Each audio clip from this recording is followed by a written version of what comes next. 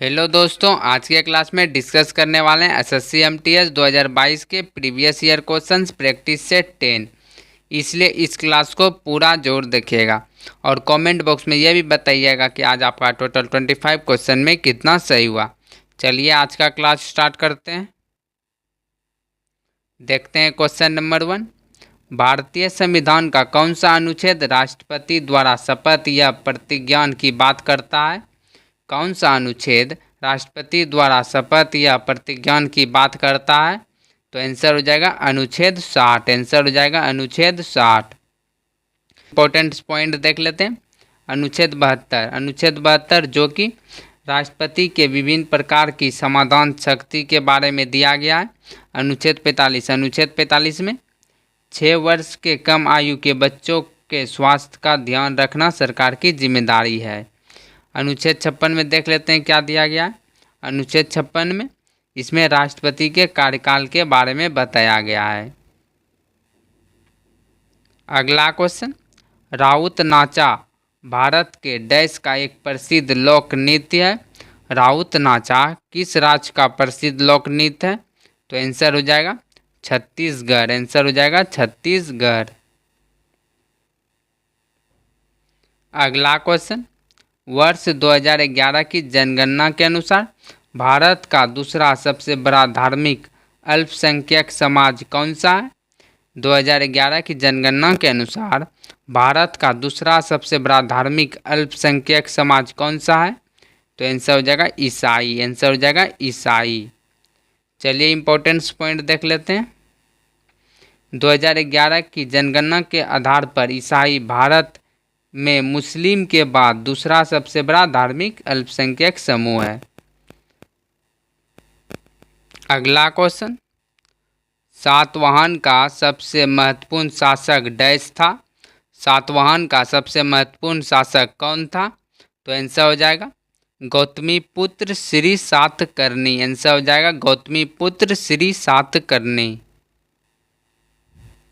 अगला क्वेश्चन, भगत सिंह और बीके दत्त ने डैश को केंद्रीय विधान परिषद में बम फेंका था। भगत सिंह और बीके दत्त ने कब केंद्रीय विधान परिषद में बम फेंका था?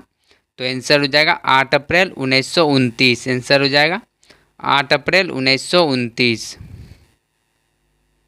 अगला क्वेश्चन, अम्बुबाची मेला कहाँ आयोजित किया जाता है? अम्बुबाची मेला कहाँ आयोजित किया जाता है? तो आंसर हो जाएगा गुवाहाटी। आंसर हो जाएगा गुवाहाटी। अगला क्वेश्चन, सन 1568 में चित्तौड़ पर अकबर का कब्जा होने के बाद डैश ने उदयपुर की स्थापना की। उदयपुर की स्थापना किसने की? तो आंसर हो जाएगा राणा उदय सिंह। राणा उदय सिंह ने उदयपुर की स्थापना की। अगला क्वेश्चन, निम्नलिखित में से कौन सा शहर मुगलों का पहला नियोजित शहर था? कौन सा शहर मुगलों का पहला नियोजित शहर था? तो आंसर हो जाएगा फतेहपुर सीकरी। आंसर हो जाएगा फतेहपुर सीकरी। अगला क्वेश्चन, हिंदुस्तानी शास्त्रीय परंपरा में सबसे महान भारतीय गायकों में से एक भीम जोशी किस राज्य से थे? भीम जोशी किस राज्य से थे? तो आंसर हो जाएगा कर्नाटक राज्य। आंसर हो जाएगा कर्नाटक। अगला क्वेश्चन, ब्लैक बक राष्ट्रीय पार्क डैश में स्थित है। ब्लैक बक राष्ट्रीय पार्क कहाँ स्थित है? तो आंसर हो जाएगा गुजरात। गुजरात में ब्लैक बक राष्ट्रीय पार्क स्थित है। अगला क्वेश्चन, रविन्द्रनाथ टैगोर द्वारा लिखित गल्पगुच्छ डैश का एक संग्रह है। रविन्द्रनाथ टैगोर द्वारा लिखित गल्पगुच्छ किसका संग्रह है? तो आंसर हो जाएगा लघु कथाओं। आंसर हो जाएगा लघु कथाओं। अगर आपको आज का क्लास अच्छा लग रहा हो तो वीडियो को लाइक जरूर कीजिएगा और अभी तक चैनल को सब्सक्राइब नहीं किए तो चैनल को सब्सक्राइब जरूर कर लीजिएगा। चलिए अगला क्वेश्चन देखते हैं। डैश प्राकृतिक रूप से पाया जाने वाला आवर्त सारणी का सबसे भारी तत्व है जिसका परमाणु भार 238 है। आवर्त सारणी का सबसे भारी तत्व कौन है जिसका परमाणु भार 238 है? तो आंसर हो जाएगा यूरेनियम। आंसर हो जाएगा यूरेनियम। अगला क्वेश्चन, निम्नलिखित में से किस उपकरण का प्रयोग हवा या गैस की आर्द्रता को मापने के लिए किया जाता है? किस उपकरण का प्रयोग हवा या गैस की आर्द्रता को मापने के लिए किया जाता है? तो आंसर हो जाएगा हाइग्रोमीटर। आंसर हो जाएगा हाइग्रोमीटर। अगला क्वेश्चन, म्यांमार निम्नलिखित में से किस राज्य के साथ अपनी सीमा साझा नहीं करता है? म्यांमार किस राज्य के साथ अपनी सीमा साझा नहीं करता है? तो आंसर हो जाएगा सिक्किम। आंसर हो जाएगा सिक्किम। अगला क्वेश्चन, डैश की स्थापना सन 1867 में दादोबा पांडुरंग और उनके भाई आत्माराम पांडुरंग ने की थी। किसकी स्थापना 1867 में दादोबा पांडुरंग और आत्माराम पांडुरंग ने की थी? तो आंसर हो जाएगा प्रार्थना समाज। आंसर हो जाएगा प्रार्थना समाज। अगला क्वेश्चन, किस ब्रिटिश अधिकारी के गोली चलाने के आदेश के परिणाम स्वरूप जलियांवाला बाग हत्याकांड हुआ था? किस ब्रिटिश अधिकारी के गोली चलाने के आदेश के परिणाम स्वरूप जलियांवाला बाग हत्याकांड हुआ था? तो आंसर हो जाएगा रेजिनाल्ड डायर। आंसर हो जाएगा रेजिनाल्ड डायर। इस क्वेश्चन में आपको ये भी याद रखना है कि जलियांवाला बाग हत्याकांड कब हुआ था? तो हुआ था 13 अप्रैल 1919। चलिए अगला क्वेश्चन देखते हैं। अगला क्वेश्चन, जीएसटी बिल में कितने टैक्स स्लैब वर्गीकृत हैं? जीएसटी बिल में कितने टैक्स स्लैब वर्गीकृत हैं? तो आंसर हो जाएगा 4 टैक्स स्लैब वर्गीकृत है जीएसटी में। आंसर हो जाएगा 4। इसमें आपको जीएसटी का फुल फॉर्म भी याद रखना है, गुड्स एंड सर्विसेज टैक्स।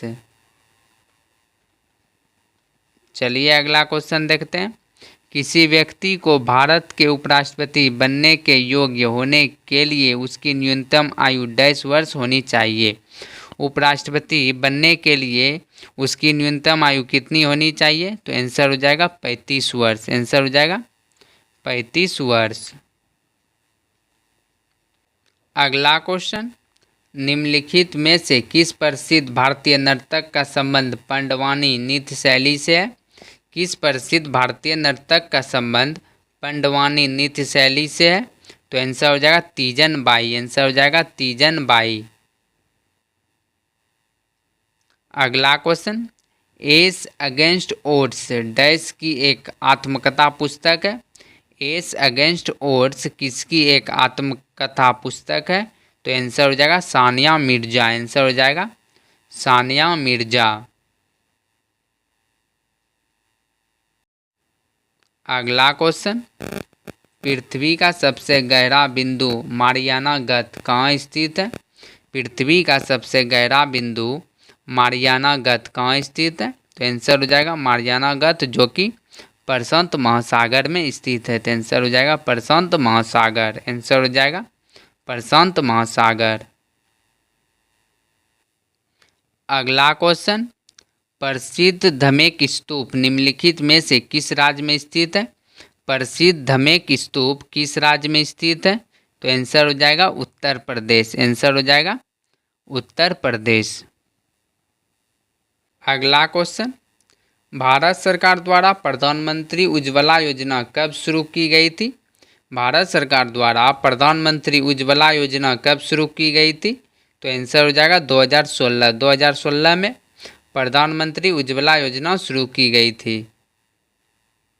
अगला क्वेश्चन, रोपण कृषि के मुख्य क्षेत्र विश्व के डैश प्रदेशों में पाए जाते हैं?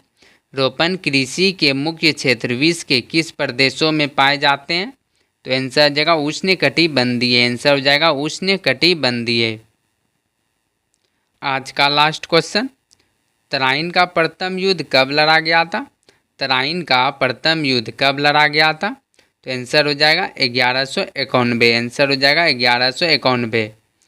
तराइन का प्रथम युद्ध जो कि मोहम्मद गौरी और पृथ्वीराज चौहान तृतीय के बीच लड़ा गया था।